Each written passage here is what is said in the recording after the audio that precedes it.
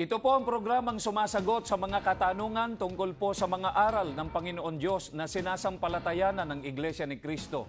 Ito po ang Tamang Daan.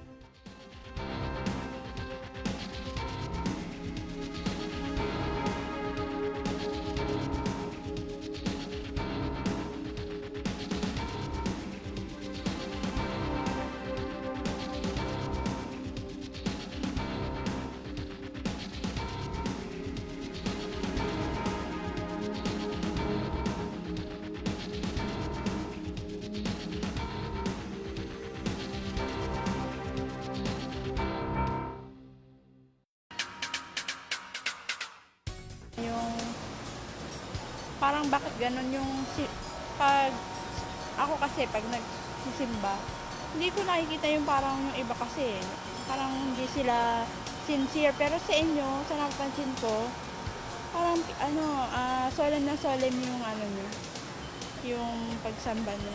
Bakit po yung mga iglesia pag sumasamba naka-formal dress? Unlike sa amin, lang, ordinary lang. Basta makasamba. Bakit sa inyo? Kailangan talaga naka-dress, naka-polo, formal na formal.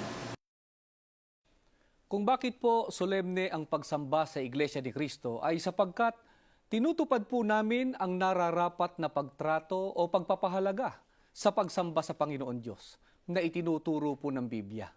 Sa awit 89:7 ay ganito po ang nakasulat.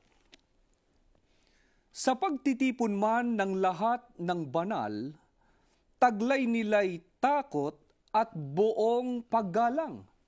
Maliwanag po ang aral ng Biblia tungkol sa pagtitipon ng mga banal. Ang sabi po ng Biblia, taglay nila'y takot at buong paggalang.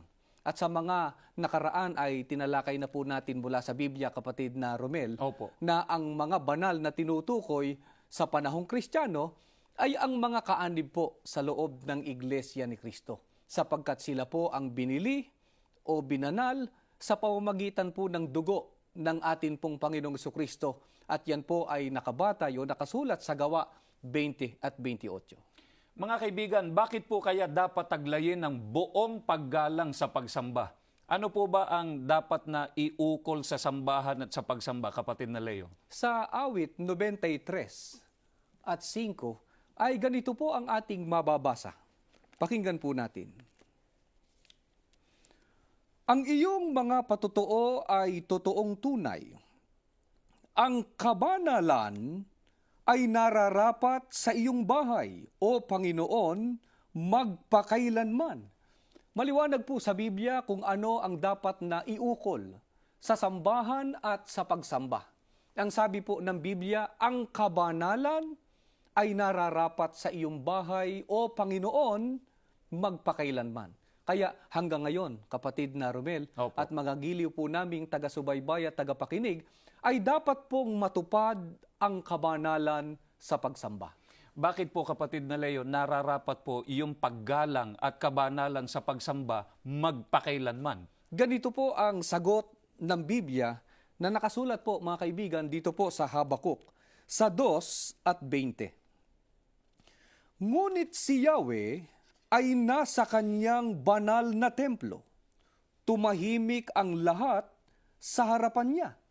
Ang paggalang po at kabanalan ay nararapat sa pagsamba, sapagkat ang Panginoon po ay nasa kanyang banal na templo.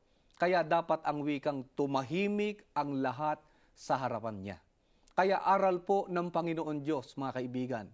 Aral po ng Panginoon Diyos na nakasulat po sa Biblia na dapat na maging tahimik o solemne ang pagsamba sa Kanya. Kaya ganito po ang pagsambang isinasagawa ng Iglesia ni Cristo.